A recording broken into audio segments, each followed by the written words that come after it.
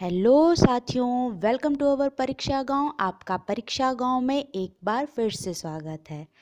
तो हम अपने साइंस के क्वेश्चन की प्रैक्टिस कर रहे थे, तो अपने क्वेश्चन की प्रैक्टिस को जारी रखते हुए चलते हैं। हम आज कुछ नए क्वेश्चंस की प्रैक्टिस करते हैं। तो जैसा कि आप देख रहे हैं, हमारा फर्स्ट क्वेश्चन क्या कह रहा है।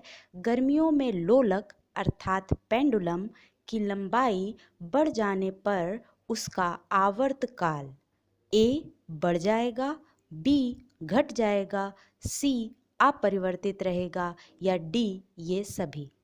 तो अगर आपको आवर्तकाल कौन कौन से पैरामीटर्स पर डिपेंड करता है ये पता होगा तो इसका आंसर आप एग्जैक्टली करेक्ट बताओगे, ठीक है ना। तो जिन्होंने भी इसका आंसर सी अपरिवर्तित रहेगा ये बताया है, उनका आंसर बिल्कुल सही है। अब हम आते हैं अपने नेक्स्ट क्वेश्चन पर। नेक्स्ट क्वेश्चन है हमारा, ध्वनि तरंग है ए अनुदैर्ध्य, बी अनुप्रस्थ, सी विद्युत चुंबकीय या डी इनमें से कोई नहीं। तो जल्दी से इसका आंसर सोचिए। ओके, जिन्होंने भी इसका आंसर ए अनुदैर्ध्य बताया है वो बिल्कुल सही हैं, ठीक है ना। तो चलते हैं हम अपने नेक्स्ट क्वेश्चन की ओर।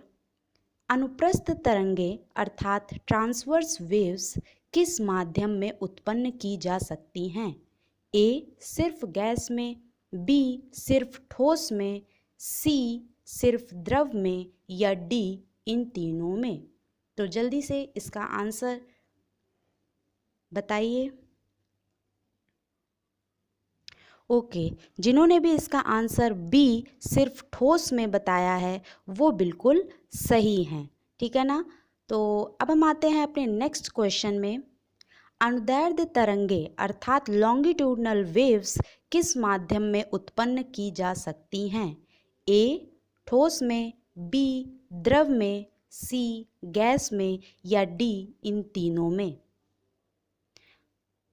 तो सब क्वेश्चन आपस में कहीं ना कहीं इंटरकनेक्टेड हैं, एक ही कॉन्सेप्ट से लिए गए हैं। तो जल्दी से इसका आंसर सोचिए। ओके, जिन्होंने भी इसका आंसर डी इन तीनों में बताया है वो बिल्कुल सही हैं। अब हम आते हैं अपने नेक्स्ट क्वेश्चन में। आवृत्ति का मात्रक है ए हर्ट्ज, बी किलो हर्ट्ज, सी हर्ट्ज पर सेकेंड या डी किलो हर्ट्ज पर सेकेंड। आसान क्वेश्चन है, जिनको आता होगा वो तुरंत इसका आंसर बता देंगे। ओके, जिन्होंने भी इसका आंसर ए हर्ट्ज बताया है वो बिल्कुल सही हैं। चलते हैं हम अपने नेक्स्ट क्वेश्चन की ओर। ध्वनि तरंग का वेग सबसे अधिक होता है ए ठोस में, बी गैस में, सी द्रव में या डी निर्वात में। इस क्वेश्चन को अगर आपने महसूस किया होगा तो बहुत ही अच्छे से इसका आंसर दे लेंगे, और अगर रटा होगा तो कोई बात नहीं। इस सारे कॉन्सेप्ट्स को मैं आपको लेक्चर में अच्छे से पढ़ाऊंगी, ठीक है ना। तो अभी हम क्वेश्चन करते हैं। ओके, जिन्होंने भी इसका आंसर ए ठोस में दिया है वो बिल्कुल सही हैं। चलते हैं हम अपने नेक्स्ट क्वेश्चन की ओर।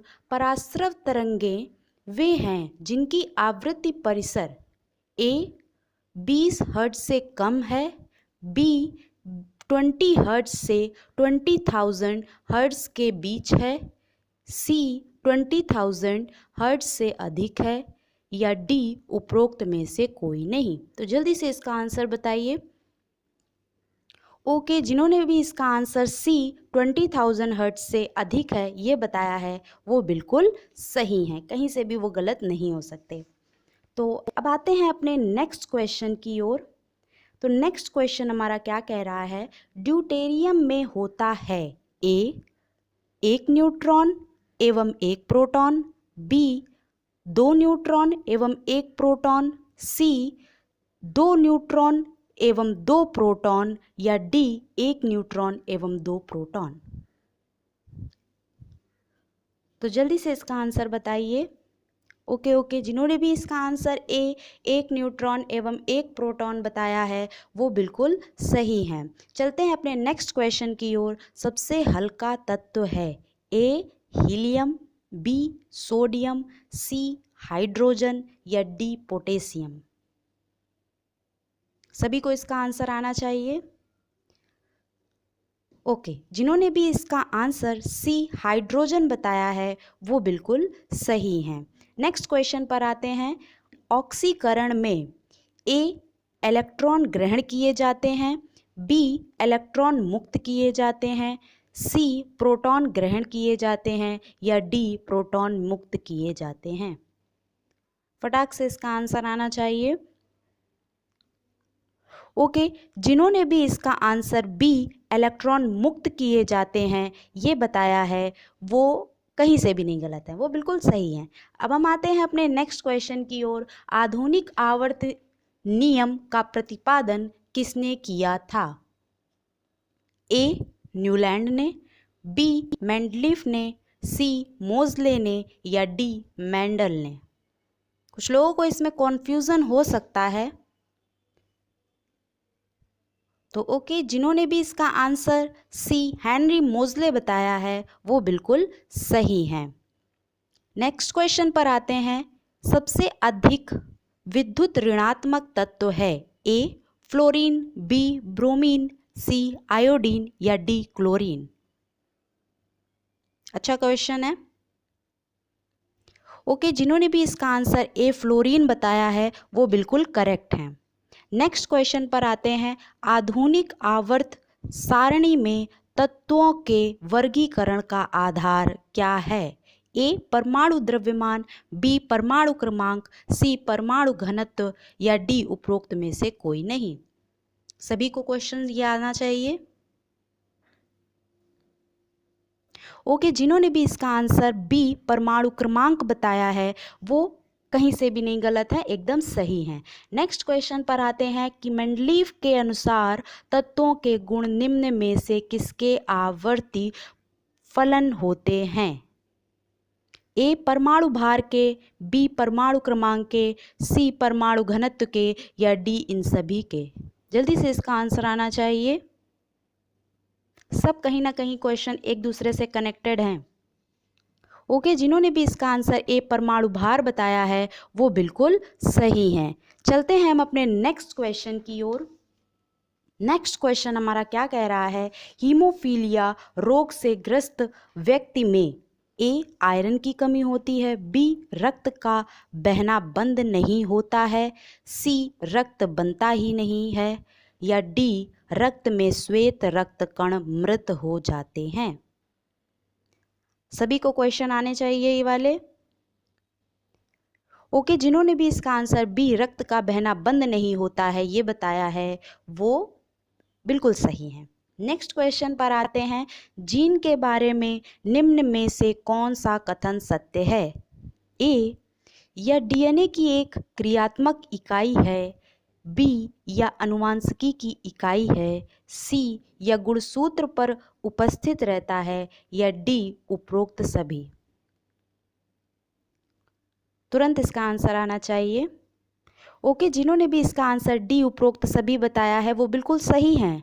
नेक्स्ट क्वेश्चन पर आते हैं। जीन का सर्वप्रथम कृत्रिम संश्लेषण किसने किया? ए जगदीश चंद्र बोस, बी वाटसन, सी हरगोविंद खुराना या डी रॉबर्ट ब्राउन। ये नाम सबको पता होने चाहिए कि ये सब नाम किससे कनेक्टेड हैं। ओके, जिन्होंने भी इसका आंसर सी हरगोविंद खुराना बताया है वो बिल्कुल सही हैं। नेक्स्ट क्वेश्चन पर आते हैं। प्राकृतिक चयन के सिद्धांत का प्रतिपादक कौन था? A Charles Darwin, B Lamarck, C अरस्तु या डी हरगोविंद खुराना। जल्दी से इसका आंसर आना चाहिए।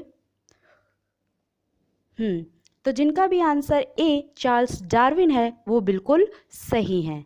नेक्स्ट क्वेश्चन पर अब हम चलते हैं। नेक्स्ट क्वेश्चन हमारा कह रहा है कि एक वर्णांध व्यक्ति में किस रंग की पहचान नहीं होती? ए लाल पीला, बी हरा पीला, सी लाल नीला या डी लाल हरा। सभी को ये क्वेश्चन आना चाहिए। जल्दी से इसका आंसर पता होना चाहिए और बताइए। ओके, जिन्होंने भी इसका आंसर डी लाल हरा दिया है वो बिल्कुल सही हैं। नेक्स्ट क्वेश्चन पर आते हैं। निम्न में से किस संघ के जंतुओं को जीव द्रव के स्तर पर गठित जंतु कहा जाता है? ए प्रोटोजोआ, बी पोरीफेरा, सी सिलेंड्रेटा या डी आर्थ्रोपोडा। जल्दी से इसका आंसर बताइए। ओके, जिन्होंने भी इसका आंसर ए प्रोटोजोआ बताया है वो बिल्कुल सही है। नेक्स्ट क्वेश्चन हमारा क्या कह रहा है, एक कोशिकीय जंतु अमीबा एवं यूग्लिना को किस संघ के अंतर्गत रखा गया है? ए पोरीफेरा, बी सिलेंड्रेटा, सी एम्फीबिया या डी प्रोटोजोआ। हर क्वेश्चन पर आप नज़र रखेंगे तो आपको यही लगेगा कि सब आपस में इंटरकनेक्टेड हैं। ओके, जिन्होंने भी इसका आंसर डी प्रोटोजोआ बताया है वो कहीं से भी नहीं गलत हैं, उनका आंसर एकदम सही है। इसी तरह आप अपने टारगेट तक पहुंचने के लिए एक एक स्टेप आगे बढ़ाते चलिए और क्वेश्चन की ज़्यादा से ज़्यादा प्रैक्टिस करिए। इसीलिए मैं इस समय आपको क्वेश्चन की प्रैक्टिस करा रही हूँ। और ये सारे डाटा अगर कहीं आपको नहीं क्लियर हो रहा है तो जब मैं लेक्चर लूँगी इसका अच्छे से तो सारे कॉन्सेप्ट्स आपको क्लियर हो जाएंगे। ओके, तो घबराना नहीं है, धीरे धीरे अपने क्वेश्चन की प्रैक्टिस करते चलना है। तो आज के लिए इतना ही। अगर आपको हमारा लेक्चर पसंद आए, हमारे क्वेश्चंस पसंद आए तो आप अपने चैनल परीक्षा गांव को लाइक, सब्सक्राइब और शेयर करना ना भूलिएगा। Okay, thank you.